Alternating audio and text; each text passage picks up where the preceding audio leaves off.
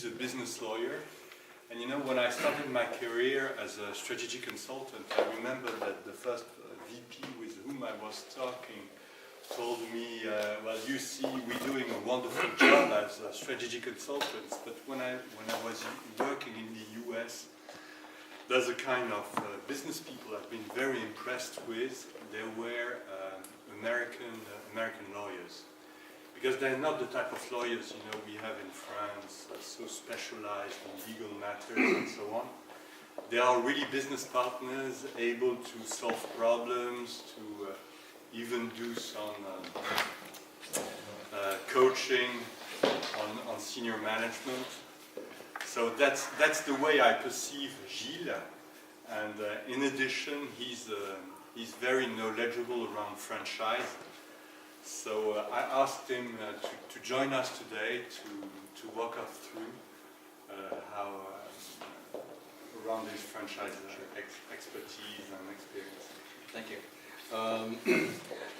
Hello, it's an incredible place here. It took me, thank you for sending me a card, because it's like going in the center of the world. Huh? So I suppose it's a great way of getting your A team away from the day-to-day business, and getting everybody to think through the franchise process. So first of all, I have no idea of what you're working on, and I suppose that was deliberate, and I don't need to know.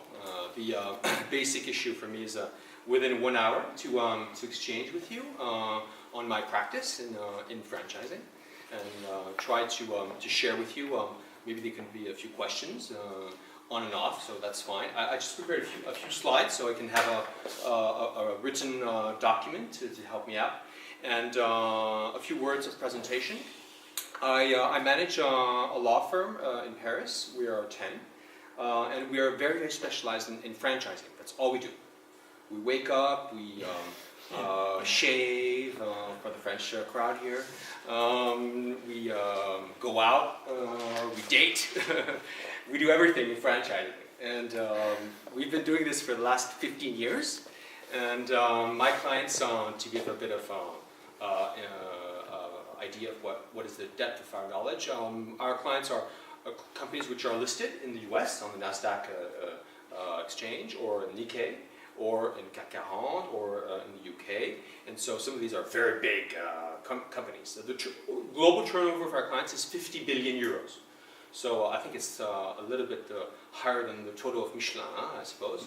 But these are from all types of industries, services, nationalities, models. So it's very diverse. And I'm a UK solicitor, so as a lawyer, my reach is kind of, if I may say so, global. We have been working and doing deals in Kazakhstan, Russia, Ukraine, Mexico, Costa Rica, Philippines, Indonesia, China, Japan, Dubai, the Emirates, Saudi Arabia. I'm trying to work in Nigeria. I don't know, because it's a big place, you know. I don't know if there's anybody in Euromaster in Nigeria, but it's a big country. Lots of population. So those were a few introductory words. I have about an hour. Yes. Okay. So franchising. And you have clients in France as well. Yeah, sure. Franchising. If I may just have a little test here for fun. I would like, if everybody has a piece of paper, just want to check. And then we'll see who wrote what at the end. I'm sure everybody will have 100% success rate at this one question test. I saw a movie yesterday on it. One question, you know. And you put 6 people in a room, and they have to find the question and the answer. So just one question is, who is your client? Just one question. Who is your client? That's an easy one. And if you can just write it, flip the page, and we'll see at the end. Don't think, just natural. If we can go just on the first slide, principles of franchising. What I wanted to do with you was to set the stage. I suppose some of this data is already very well known by many of you, because you have a knowledge and you've read or you've been practicing practicing in franchising in your capacities. But I think it's necessary we go through the whole process, and it's not many slides, just 5 slides, 5 or 6 slides. First, franchising is a global market. It's a huge business, huge. It's something around $3 trillion US. It is the commercial process which, in fact, has totally changed the landscape of the US, as you know, of course, and also the landscape in Europe, in many parts of Europe, and which is very intensely used all across the Asian countries. To give you an example, in the US, you have in retail, you have $1 out of 3, which is spent in a franchise system, whichever type. And in Europe, it's a $500 billion US market. And this global market, of course, was invented in a way in the US a long time ago. And this business was, that's what I usually say, was invented by General Motors. So it's fun to talk to people in cars, you know. Would anybody know how that happened about General Motors? No? Does anybody know? Just like, oh, yes, no? No, okay. Good. What happened was in the early 20th century, in 1910, 1915, 17, well, the most important actor in the car industry in the US was Ford. And they had invented 19th century, Fordism, which is the process of fabrication of the car. And General Motors at that time had a young vice president. I don't know if there are many vice presidents here, but maybe there's a future Sloan guy by the name of Sloan, who's a very important business and theoretician of franchising in the US. And he arrived as a vice president of General Motors in I think it was 1917. He said, "Hey guys, we have 15% market share of the U.S. car market, and Ford has, almost 50%. How the devil are we going to be able to kill these guys?" And so they decided. They didn't know at that point, but they decided to set up a franchise system. And after about 15 to 20 years, it totally reversed. Well, Ford was way behind, and General Motors, by the year 1930, had almost a 45% market share, General Motors, in the US. And they used that franchise for manufacturing or only retail? Retail. They started with retail. And the way they did it was, how do we incentivize our dealers, our car dealers? Now, of course, they had a great advantage, was that at that moment in the US, the car industry was booming, so it was a booming market. In France or in Europe, it's a kind of depressed market. So it's maybe one item which is pretty different. But so this environment was very helpful, of course.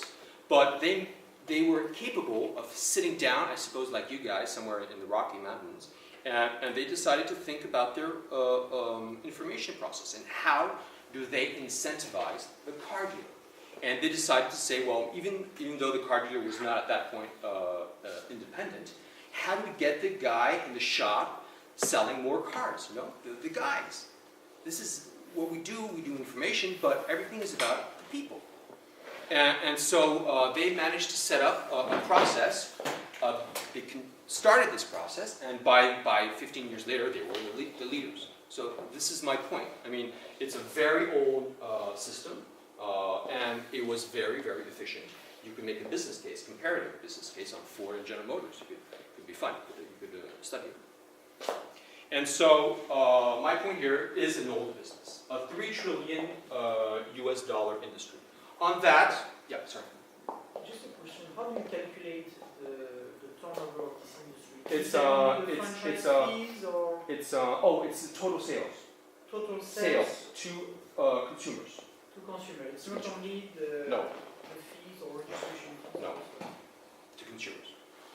It's a rough guess. By the way, it's a rough guess. Rough guess, but done 100% under a franchise concept. Yeah. In the American sense, you know, because in France you have a very, I say narrow definition.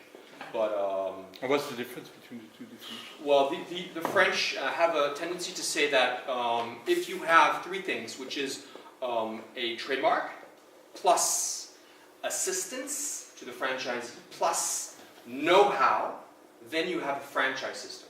You know, and in many instances, you have lots of people in France who decide not to provide a know-how because they say it's too complicated.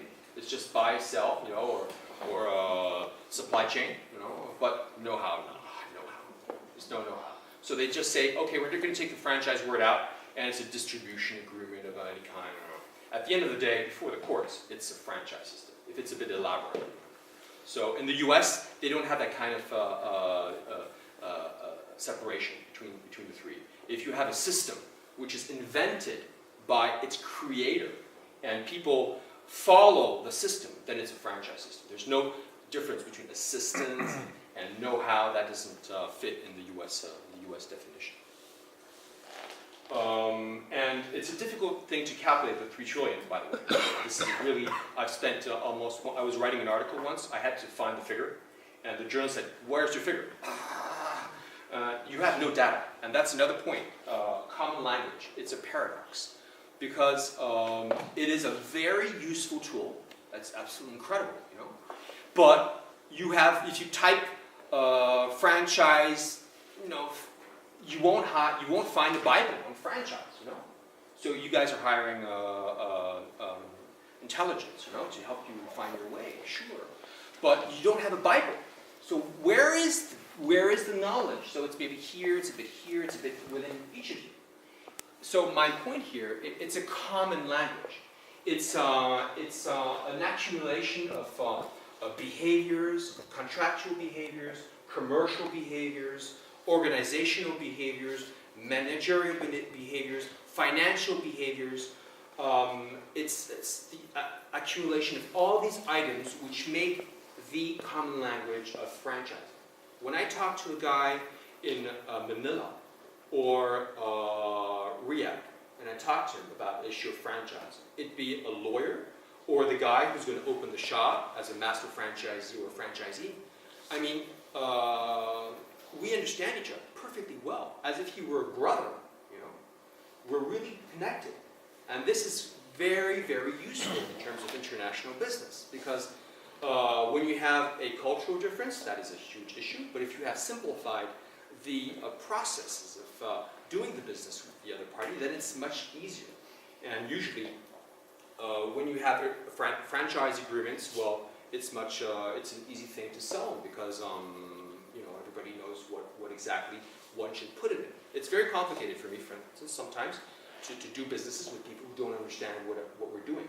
I'll give you an example. I had a French F&B business, a big corporation for France, something like 500 million euros, so it's small for your perspective, but in F&B it's pretty big. And these guys wanted to open a very important restaurant in Mexico City. And the franchise director of the brand came to me and said, okay, Gilles, we got a deal here. Here's the contract. Here's the franchisee in Mexico. Okay, all we have to do is sign. Bye-bye. And we have to sign in 2 days. First of all, I hate that, you know. So I try to find all the ways to say no. No, the problem was, first, what is the situation where the contract is the franchisees? You know, you guys are working here to be franchisor. Imagine each of your franchisee coming up to you with a contract. And so there was a problem of common language. You know? The franchisee is the guy who sends the contract to the prospective franchisee first. So we had a problem. Second, what happened was the Mexican guy who was for a French restaurant, very famous in Paris, called Brasserie Libre. I don't know if you guys know about this restaurant. Well, I opened the Brasserie Libre in Mexico City, very proud. And it's doing very well. And the guys, the Mexicans, perfectly francophone guys, they spent their youth students at the restaurant, and after 20 years of doing lots of business in Mexico, well, they, oh, let's open a restaurant in Mexico City. They said Brasserie Libre. And they thought it was more kind of commercial or interesting to hire a US lawyer to negotiate with. So I was the guy in France, okay, dealing. First I told my client, well, forget about this contract, just tear it away, put it in the garbage, or throw it in the whatever. And we're going to do our contract. And the guy said, okay, we're going to negotiate with an American lawyer, the lawyer for the franchisee, you know. He said, when I look at the material of the franchise, I understood, because he wanted the contract to be subject to US law and US courts, whilst the business was in Mexico City, you know. And in fact, it was impossible to do that. Why? Because in Mexico, you have Mexican law, which provides prior information. You have to deliver to the prospective franchisee. And so I had to get the US lawyer out of the picture. And the only way to get a US lawyer out of the picture is to kill him. That's the only way. You can't talk to him. Kill him first.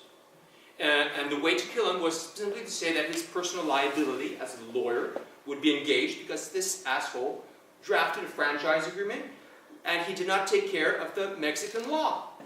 So did he want his own client to file a case against him on legal malpractice by US lawyer?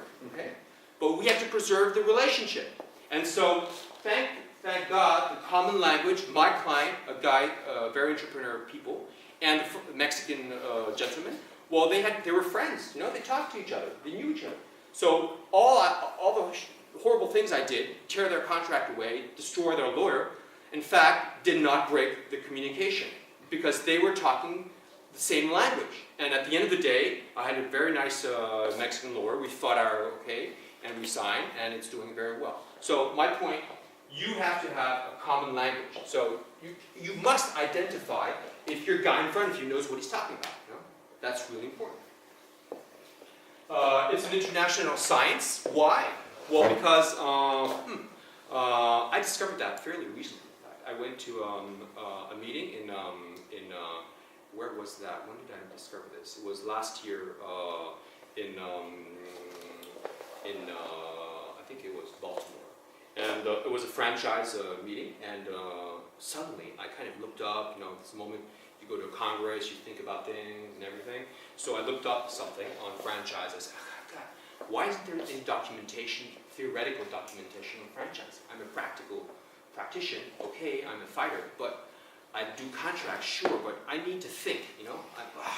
I'm dying here, I need knowledge. So I started to cruise, and believe it or not, there is a franchise institute in northeastern Nova University in Fort Lauderdale, Miami, north of Miami, in Florida. You know? And these guys, a lady who's been the Secretary General of this association for the last 25 years, her job is to get every year scientists, guys who have PhDs, write a paper on franchising.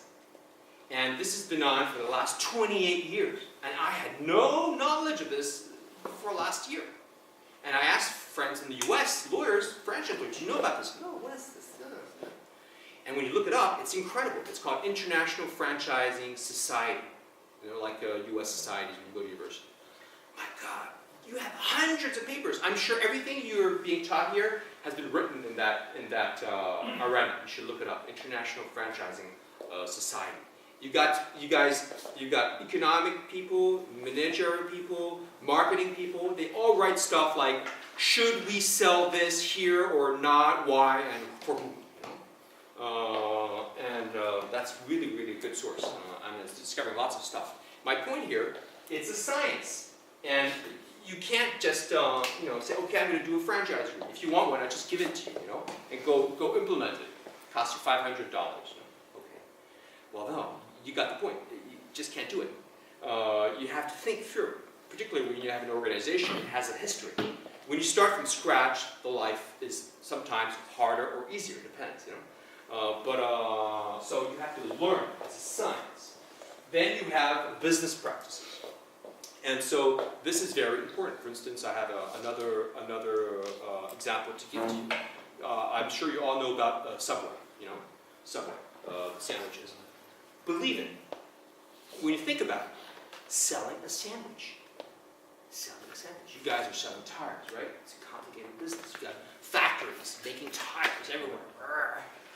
but sandwich. I mean, my sons can make a sandwich, right? But these guys are the #1 franchise systems in the world. They got 35,000 outlets everywhere in the world. And at some point, they came to France a few years ago, De Luca. And he visited you, I wasn't born then, it was 15 years ago. And so he went to see a few guys, let's do business in France. He started employee law, what is that? So he left, He did not land in France. And where did he go? To Asia. So I don't know if you guys are working in Asia, or if you're just in Europe. But Asia is the place where things are happening. Europe is dead. Put it in simple terms. Actually, was in China. Okay. Well, then you know There all was about a it. subway right in front of Okay, the yes. office. Yeah. Well, believe are there any French people here? I don't know. Yeah. Well, you have a subway. When you go to Saint-Malo, I don't know if you know Saint-Malo. When you arrive by the train, you are in the mode of beauty with the Celtic tradition, right? And you think, you're entering an incredible universe. And you arrive and you have a subway restaurant right at the exit of the TGV. Horrible vision. But De Luca, the guy who invented this thing, he spent more than 5 years doing the modernization. So it takes time, even to make a sandwich.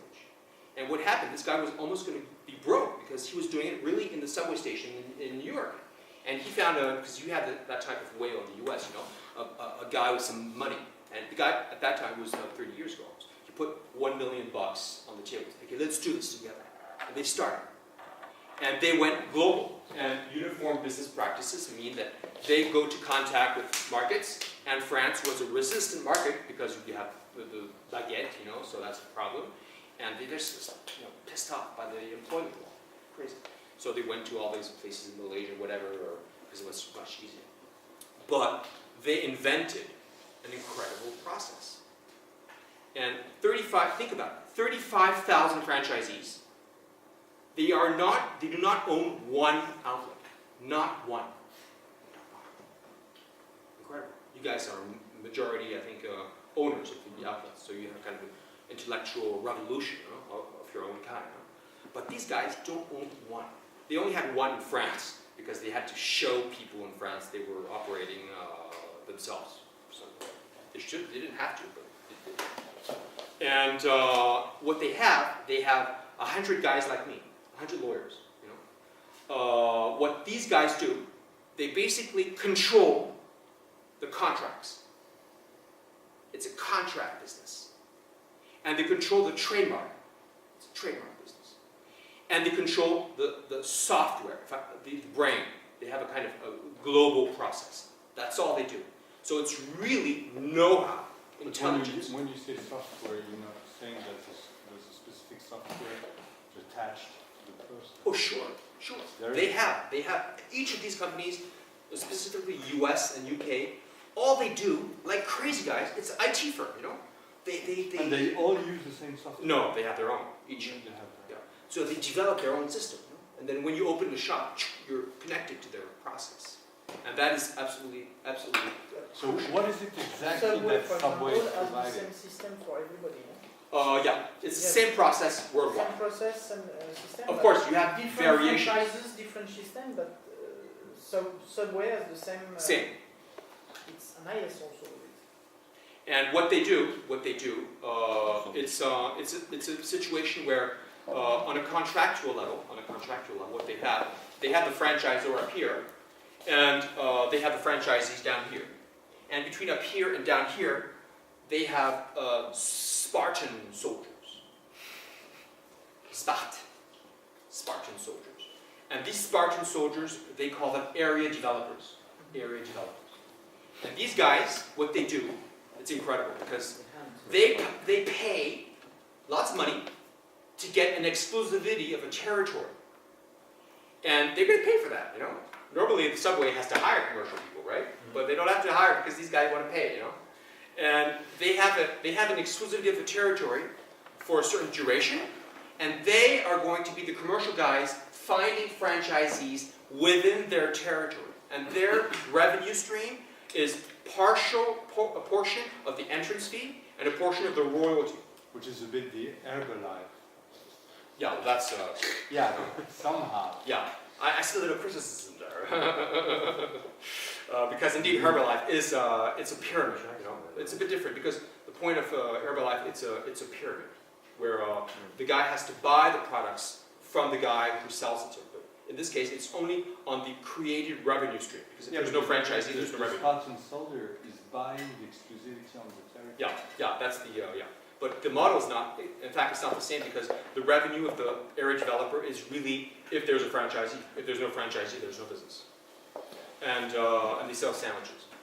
And the area developer, after a few years, if he does his job, you got people in the U.S. who are area developers. They got hundreds of franchisees. They're so obese by money. They spend their time on yachts in Miami, you know. And franchisor has to come in and replace them because they're too rich. So my point here is with the area developers, Subway, in a much shorter period of time, succeeded in having more franchisees than McDonald's. So you should think about the process. And you would say that the key point was the area. Oh yeah, definitely. Then of course you have downsides to everything. And one of the downsides... Can you give us an idea about how much money the guy is making when usually he's opening one Subway? location? It's low. It's really to make money, you have to have 2-3 subways. That's the whole point. If you have 2-3 subways, per subway depends on. It's different to give a figure. But in France, for instance, the guy it would be rare if he does something more than 300,000 euros. You know? With three. With one. With one. Yeah. Rare. The thing is, there are lots of dead bodies. You know, Subway in France, you have 150 closures. Franchisees who were killed in action. KIA, killed in action. And they have a goal of opening 500 subways in France. Horrible vision. But the area developer, that's fantastic. And so my point here, business practices is crucial. It's a little like master franchisor over a certain area. You have an exclusivity to open according certainly to criteria which are defined by Subway, but you have a sort of master franchisor on an area. The main difference, which is very important, is that Subway, the guy in next to Yale University, you know the guy, he lives next to Yale University, and his lawyers are from a Yale University law firm. I know. And all the contracts, franchisee contracts, are signed directly with the franchisor. This is absolutely crucial because a master franchisee, he signs with the sub-network. So he is the owner of the contracts. But Subway is owner of the whole 35,000. So if he wants to shut down an area developer, just sends a letter out. Because the area developer doesn't own anything, you know? Doesn't own the trademark, doesn't own any assets. All he has is a kind of exclusivity, you know? And if he doesn't reach the targets, they cut him too. But this is the system which is very dominant and very aggressive. And in terms of supply chain, what their approach is the following. Okay, because there's a big issue on supply. You know? And in France, for instance, people want to keep the money. Franchisor, I'm not going to give my money to the franchisee. What I'm talking, I mean rebates. You know, the whole point of rebates. Ooh, I want to keep the rebates. But Subway is in a logic of being virtuous. And this is a very important criteria. A franchisor has to be virtuous. That is essential. If you do not have an approach where you develop a virtuous process, it will break down, for sure. And my criteria, it's a bit affirmative because I'm here, who am I? Sure. I have set up hundreds of franchise systems. I have attacked hundreds. And if a system, and when a system loses its strategy, its virtue, if it has deep pockets, it'll live for some time until it dies. Sure. What then it dies. What means virtual? Well, for instance, the franchisee, he's not a stupid guy. So he's going to look at how much he's buying his product, and how much is he selling it to the consumer.